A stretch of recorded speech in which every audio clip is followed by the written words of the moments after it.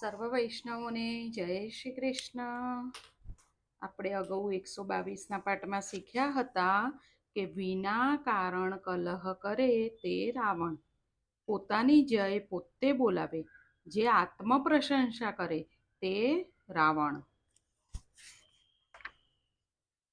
બીજું આપણે શીખ્યા હતા કે કન્યાના માતા પિતાના વખાણ કરશો તો કન્યા રાજી થશે. પ્રેમ તમે કરો એટલે લોકો તમારા સાથે પ્રેમ કરશે. ઈચ્છાઓનો અંત આવતો નથી, પરંતુ ઈચ્છાઓનો ત્યાગ કરી ભગવત ભજન કરવું એ ઉત્તમ છે. હજી આપણે શીખ્યા હતા કે પરમાર્થમાં કદાચ મોટી ભૂલ થાય તો પણ પ્રભુ ક્ષમા કરે છે, પણ વ્યવહાર બહુ કઠણ છે. વ્યવહારમાં જો થોડી પણ ભૂલ થાય તો લોકો ક્ષમા આપતા નથી. એટલે વ્યવહાર કરો ત્યારે બહુ સાવધાન રહેજો. હવે આગળ જોઈશું.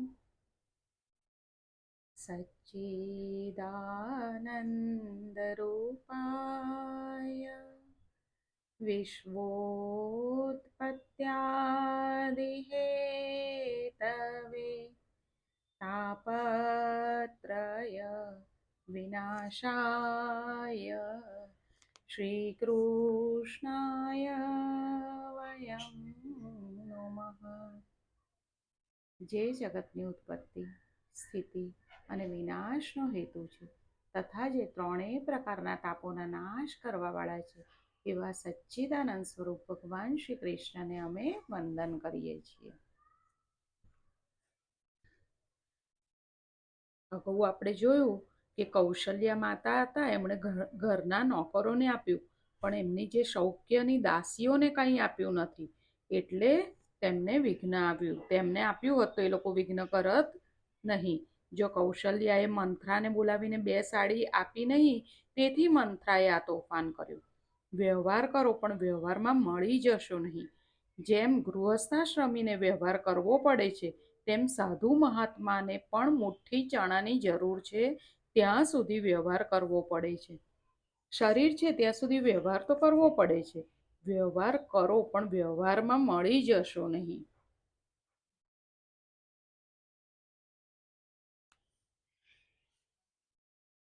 વ્યવહાર કરતા આત્મ સ્વરૂપનું અનુસંધાન ન રાખે તે પાપ છે. મનમાં સ્થૂલ અને સૂક્ષ્મ 2 ભેદ છે.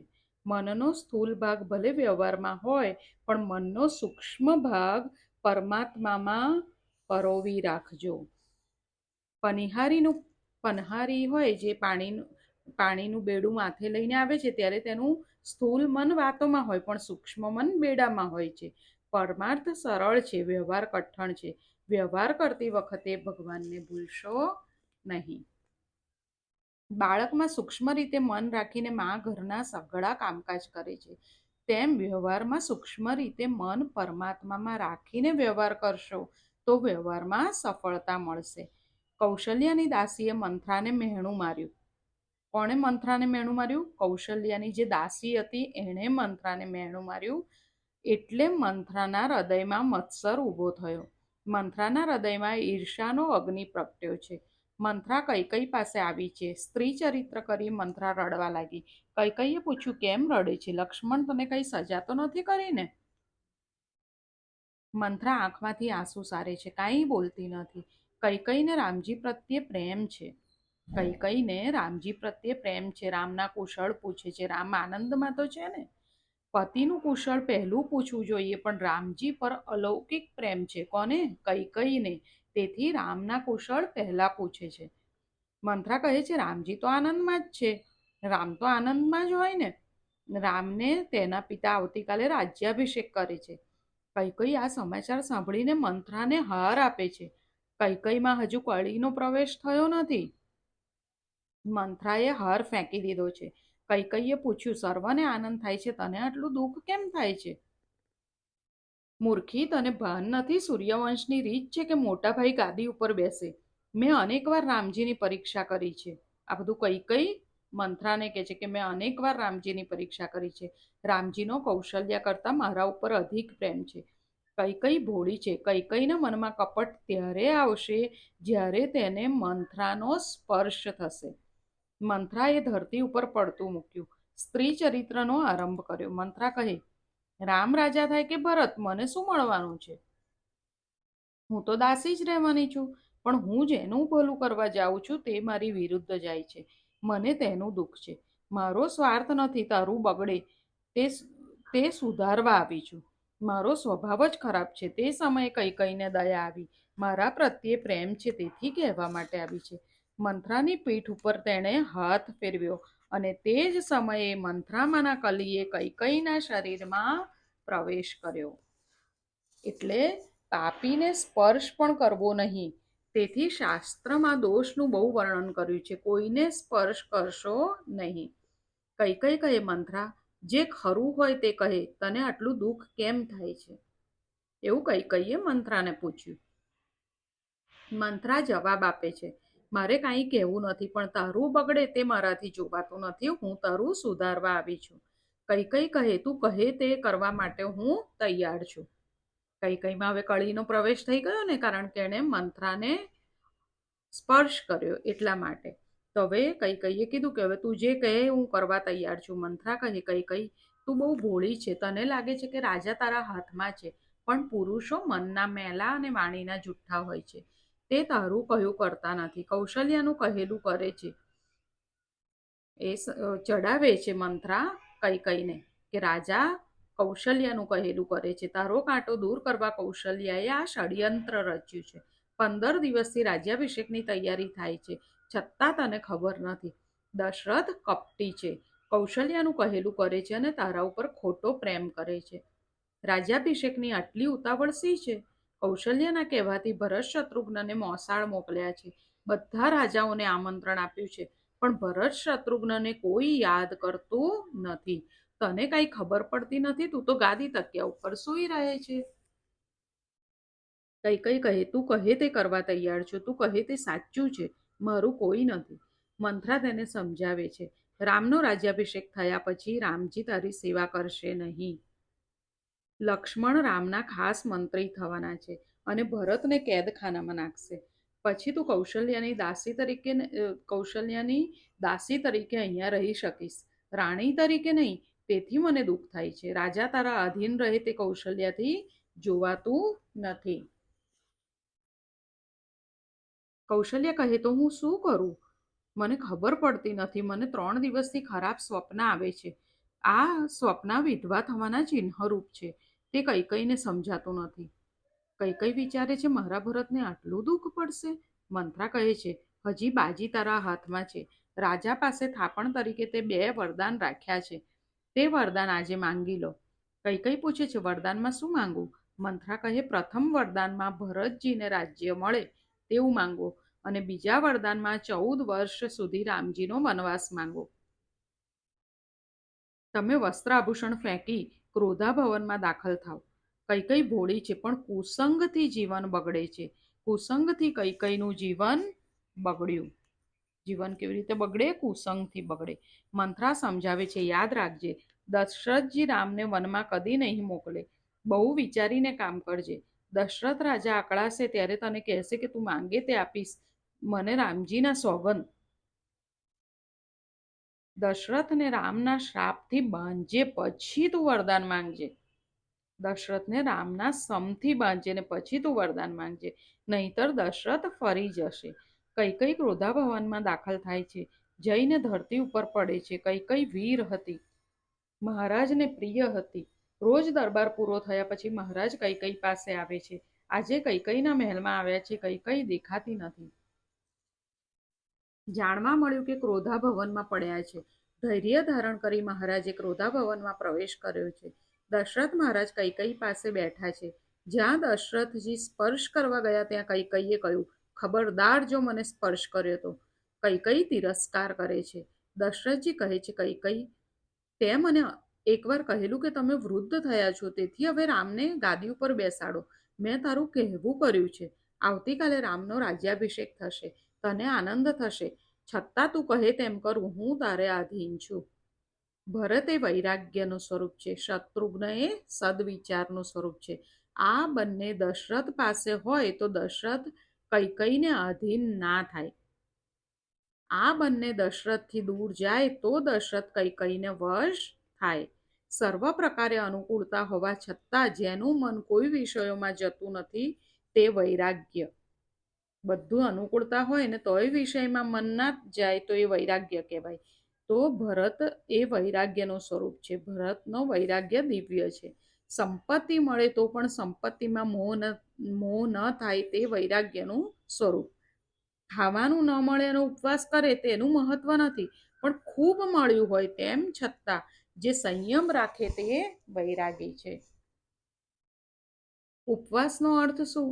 ઈશ્વરના ચરણમાં વાસ એ ઉપવાસ. જેને ઈશ્વરના ચરણમાં વાસ કરવો છે તેને દેહ ધર્મનું ભૂખ તરસનું ભાન ભૂલવું પડશે. ભૂખ તરસનું ભાન ભૂલાય તો ઈશ્વરના ચરણમાં વાસ થાય. ભરતજીને 24 કલાક સાથે રાખજો, એટલે વૈરાગ્યને. ભરતજીને સાથે ન રાખે એ કૈકેયીને આધીન થાય. કૈકેયી એટલે કુબુદ્ધિને આધીન થાય. જેને વૈરાગ્ય ના હોય એ કુબુદ્ધિને આધીન થાય. કૌશલ્યા એ નિષ્કામ બુદ્ધિ છે. સુમિત્રા એ શ્રદ્ધા છે. કૈકેયી એ કુબુદ્ધિ છે. કૈકેયીનો ક્રોધ ઉતરતો નથી ત્યારે દશરથજી કહે છે તારે માંગવું હોય તે માંગ, હું તારે આધીન છું. કૈકેયી કહે છે મેં મારા રામજીના સોગંદ કોઈ દિવસ લીધા નથી. આજે હું રામના સોગંદ લઈને કહું છું કે તું જે માંગીશ તે હું તને આપીશ. એવું કોણે કીધું? દશરથજીએ. દશરથ રામના શપથમાં બંધાયા એટલે કૈકેયી બોલી છે કે મારા 2 વરદાન બાકી છે તે મારે આજે માંગવા છે. દશરથ કહે છે કૈકેયી 2 ને બદલે 4 વરદાન માંગ. કૈકેયી કહે છે માંગ્યા પછી ના પાડો તો? ત્યારે દશરથજી શું કહે છે? રઘુકુલ રીતિ સદા ચલી આઈ, પ્રાણ જાય પર વચન ન જાય. તું માંગ માંગ, મારું વચન મિથ્યા નહીં થાય. કૈકેયી જાણે છે કે આવતીકાલે રામ વનમાં જવાના છે, તેથી હું શી રીતે શણગાર કરું? મારો રામ રાવણને મારે અને તે પછી ગાદી પર બેસે તો તેમાં તેની શોભા છે. સ્વાર્થ અને લોભમાંથી ઝઘડો થાય છે. સ્વાર્થ અને લોભથી ઝઘડો થાય છે. વનવાસ વગર જીવનમાં સુવાસ આવશે નહીં. તપશ્ચર્યા વગર જીવનમાં સુવાસ આવતી નથી. રામજી યુવાવસ્થામાં વનમાં ગયા છે. રાવણ એ કામ છે, તે સર્વને રડાવનારો છે. સર્વને રડાવે છે રાવણ. રાવણ એટલે કામ, જીવ માત્રને રડાવે છે. તેવા રાવણને મારવા માટે તપશ્ચર્યા મારફત જીવનમાં સાત્વિકતા પ્રાપ્ત કરવી જોઈએ. તેથી કૈકેયી કુબુદ્ધિની પ્રેરણા કરાવી રામ વનવાસ લે છે. કૈકેયીએ માંગ્યું છે ભરતનો રાજ્યાભિષેક થાય. મંથરાએ કૈકેયીને કહી રાખ્યું હતું કે પહેલો રામનો વનવાસ માંગીશ તો રાજાને મૂર્છા આવી જશે. કદાચ રાજાના મૃત્યુને લઈને બીજું વરદાન માંગવાનું તો રહી જશે. દશરથ કહે છે તારી ઈચ્છા હોય તો તારી ઈચ્છા અનુસાર ભરતનો રાજ્યાભિષેક કરીશું. કૈકેયી તું બીજું વરદાન માંગ. હવે કૈકેયીએ માંગ્યું. બીજું વરદાન સાંભળીને દશરથજી નિસ્તેજ થયા. મૂર્છા આવી છે. મૂર્છામાં સીતારામ સીતારામ બોલતા હતા. ભાન આવ્યું ત્યારે દશરથજી કહેવા લાગ્યા કૈકેયી તે બીજું વરદાન બરાબર માંગ્યું નથી. તું મારા રામને વનમાં કેમ મોકલે છે? તેણે તારો શું અપરાધ કર્યો છે? રામ જેવા બાળકને હું વનમાં કેવી રીતે મોકલી શકું? તું મારા રામને મારી આંખથી દૂર કરીશ નહીં. રામ વગર હું જીવી શકીશ નહીં. પાણી વિના માછલો કદાચ જીવી શકે, મણી વગર સર્પ દુઃખથી દીન થઈને જીવી શકે, પરંતુ હું કપટ રાખ્યા સિવાય મારા સ્વભાવથી હું કહું છું કે રામ વિના મારું જીવવું શક્ય જ નથી. મારું જીવન રામના દર્શનને આધીન છે. હવે વધારે હું જીવવાનો નથી. લોકો તને અને મને શું કહેશે? કૈકેયી ભરતને રાજ્યાભિષેક કરીશ પણ રામને અયોધ્યામાં રાખજે. કૈકેયી મેં તને પૂછ્યા વગર રાજ્યાભિષેકની તૈયારી કરી એટલે તો ગુસ્સે થઈ લાગે છે, પણ કૌશલ્યાએ મને કાંઈ કીધું નથી. કૈકેયી કહે કૌશલ્યા કેવી છે, રામજી કેવા છે તે હું જાણું છું. વચન નહીં પાડો તો તમારે નરકમાં જવું પડશે. તમારું રઘુકુલ રીતિ ક્યાં ગયું? કૈકેયીને દશરથ રાજા મનાવે છે. રામને તું વનમાં મોકલીશ નહીં. દશરથ રાજાએ ખૂબ મનાવવા પ્રયત્ન કર્યો પરંતુ કૈકેયી માનતી નથી. છેવટે દશરથ કહે છે કૈકેયી તારો દોષ નથી, મારો કાળ તારામાં આવ્યો છે. કૈકેયી રામ વગર હું જીવીશ નહીં, તું માની જા. પરંતુ કૈકેયી એકની બે થતી નથી, નિષ્ઠુર બનીને બેઠી છે. દશરથજીએ કહ્યું તારું કાળું મુખ મને બતાવીશ નહીં. મને લાગે છે કે ભરત કોઈ દિવસ ગાદી ઉપર બેસશે નહીં. 14 વર્ષ પછી રામ ગાદી ઉપર બેસશે, પણ આ જ વિધાતા પ્રતિકૂળ છે. મારા રામનો રાજ્યાભિષેક જોવા હું જીવીશ નહીં. દશરથ રાજા સૂર્યનારાયણને મનાવે છે, આજની રાત પૂરી ન થાય. મને મારા રામનો વનવાસ ના મારો રામ વનવાસમાં ન જાય. શિવજી રામને પ્રેરણા આપો, તે મને છોડીને ન જાય. પ્રાતઃકાળ થયો છે, દશરથજી જાગતા નથી. મંત્રી સુમંતજી આવ્યા છે. ધૈર્ય ધારણ કરીને સુમંતજી કૈકેયીના મહેલમાં આવ્યા છે. દશરથજી મૂર્છામાં છે. સુમંત સમજી ગયા કે કૈકેયીએ કંઈ કપટ કર્યું હોય તેમ લાગે છે. કૈકેયીને પૂછ્યું, મહારાજ કેમ જાગતા નથી? કૈકેયી ક્રોધમાં બોલી છે, મને કંઈ ખબર નથી. આખી રાત રામ રામ કરે છે. તેથી તેના રામને જઈને પૂછો. સુમંત રામજી પાસે આવ્યા છે. કહ્યું છે, તમારા પિતા તમને યાદ કરે છે. પ્રભુએ કૈકેયીના મહેલમાં પ્રવેશ કર્યો. કૈકેયીને પૂછ્યું, માં, મારા બાપુને શું થયું છે? મને મને કેમ ખબર ન આપી? કૈકેયી કહે, રામ, તને શું કહું? તારા પિતાના દુઃખનું કારણ તું છે. મેં 2 વરદાન માંગ્યા, તે વરદાનના બંધનમાં તારા પિતા આવ્યા છે. 2 વરદાનો કૈકેયીએ કહી સંભળાવ્યા. રામચંદ્રજી માતાજીને વારંવાર પ્રણામ કરી કહે છે, તું મારો પક્ષપાત કરે છે. મને ઋષિ મુનિઓનો સત્સંગ થાય અને મારું કલ્યાણ થાય માટે તમે મને વનમાં મોકલો છો. રામજીએ શું કીધું? મને ઋષિ મુનિઓનો સત્સંગ થાય ને મારું કલ્યાણ થાય તેના માટે તમે મને વનમાં મોકલો છો. માં, ભરત કરતાં મારા ઉપર તમારો અધિક પ્રેમ છે. કઈ નિષ્ઠુરતાની હદ છે. રામ આવ્યા છે. રામ શબ્દ સાંભળતા દશરથ રાજાએ આંખો ઉઘાડી. રામ વંદન કરે છે ત્યારે ઉઠીને આલિંગન આપ્યું છે. રામ, મને છોડીને જઈશ નહીં. રામજી પિતાને સમજાવે છે, આપ તો ધર્મ ધુરંધર છો. આપને કોણ સમજાવી શકે? 14 વર્ષનો સમય જલ્દી પૂરો થઈ જશે અને આપના દર્શન કરવા હું આવીશ. તમારા આશીર્વાદથી વનમાં પણ મારું કલ્યાણ થશે. મને તો આનંદ થાય છે. મારો ભરત રાજા થશે. રામચંદ્રજીએ આશ્વાસન આપ્યું છે. રામજી ત્યાંથી કૌશલ્યાના મહેલમાં આવ્યા છે. માનું હૃદય ભરાઈ આવ્યું. સુંદર આસન ઉપર બેસાડી ઓવારણા લીધા. કૌશલ્યા કહે, બેટા, તું આવ્યો તે સારું થયું. વશિષ્ઠજી તિલક કરશે. બેટા, આજે દરબારમાં બહુ સમય લાગશે, તું જલ્દી ભોજન કરી લે. રઘુનાથજી ધીર ગંભીર છે. માને કહે છે, માં, પિતાજીએ અયોધ્યાનું રાજ્ય ભરતને આપ્યું છે, મને વનનું રાજ્ય આપ્યું છે. કૌશલ્યાએ બધું સાંભળ્યું. આ વચન હૃદયમાં બાણના ઘા સમાન લાગ્યા. એવું દુઃખ થયું કે જેનું વર્ણન ન થઈ શકે. કહી ન જાય કછુ હૃદય વિષાદું. પછી ધીરજ ધારણ કરી કૌશલ્યા બોલ્યા, બેટા, તું વનમાં જા અને ભરત રાજા બને તેમાં કાંઈ વાંધો નથી, પણ તારા પિતાનું શું થશે? બેટા, આજે તો હું તારી સાથે આવું, પણ મારા પતિવ્રત ધર્મ ના પાડે છે. બેટા, વન દેવો વનમાં તારું રક્ષણ કરો. તે સમયે સીતાજી ત્યાં આવ્યા છે. સાસુજીને વંદન કરી ધરતી ઉપર નજર રાખી ઊભા છે. કૌશલ્યા કહે, બેટા, મારી પુત્રવધુ નથી, સાક્ષાત લક્ષ્મીજી મારા ઘરમાં આવ્યા છે.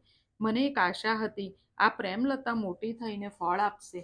બેટા, તારે વનમાં જવું હોય તો જા, પણ મારી સીતા મારી પાસે રહેશે. મારો દીકરો દુઃખી થાય તો વાંધો નહીં, પરંતુ મારા ઘરે જે પારકી દીકરી આવી છે તે કોઈ રીતે દુઃખી ન થાય તેનું તો મારે પલકો જેમ આંખોનું રક્ષણ કરે તેમ મારે રક્ષણ કરવું જોઈએ. આજે અહીંયા સુધી રાખીએ. આજે આપણે શું શીખ્યા જોઈ લઈએ. આજે આપણે શીખ્યા કે વ્યવહાર કરવો પડે છે. વ્યવહાર કરો, પણ વ્યવહારમાં મળી જશો નહીં. મનનો સ્થૂળ ભાગ ભલે વ્યવહારમાં હોય, પણ મનનો સૂક્ષ્મ ભાગ પરમાત્મામાં પરોવી રાખજો.